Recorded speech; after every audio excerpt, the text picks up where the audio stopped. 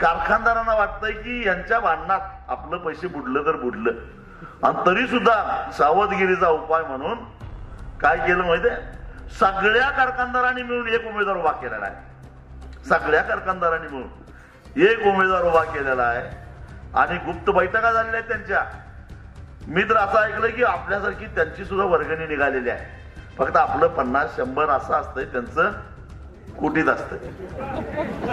कारण रक्कम तोडी तोडकी नाही, बुडणारी रक्कम तोडी तोडकी नाही. कोल्हापूर जिल्ह्याचे 115 कोटी, सांगली जिल्ह्याचे 65 कोटी, असं 180 कोटी बुडवायचं आहे. मग अलीकडच्या काळामध्ये 10% हिशेब केला तर किती झालं? 18 कोटी खर्च करायचं काय अवघड आहे का? 29 कारखाने आहेत.